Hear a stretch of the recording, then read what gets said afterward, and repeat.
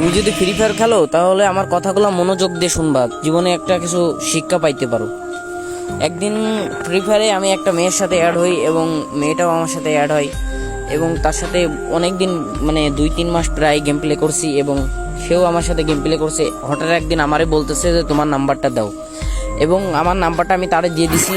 সে এবার ইমোইতে যায় আমারে নক দিছে এবং তার সাথে 8-9 মাস পর্যন্ত কথা হওয়ার পরে একদিন বলতেছে যে যে জান আমারে 100 মতো ডায়মন্ড টপ আপ করে দাও।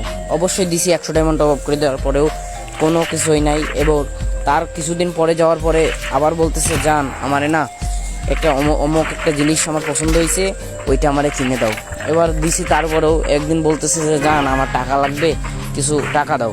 এবার তারে আমি 1000 টাকা দিছি। দেওয়ার পরে এবং ইমোতে অনেক দিন কথা বলার পরেও আমরা গেমেও প্রত্যেক দিন নিয়মিত গেম খেলতাম, গ্রুপে অনেক আড্ডা দিতাম। এবং একদিন বলতেছে যে জান আমার আর রিলেশনটা রাখা হবে না। আমি বলতেছি কেন? জান বলতেছে যে আমার বাসা থেকে ফ্যামিলি থেকে অনেক চাপ দিতেছে। তা আমি বলতেছি চাপ দিতেছে তাহলে কি করব?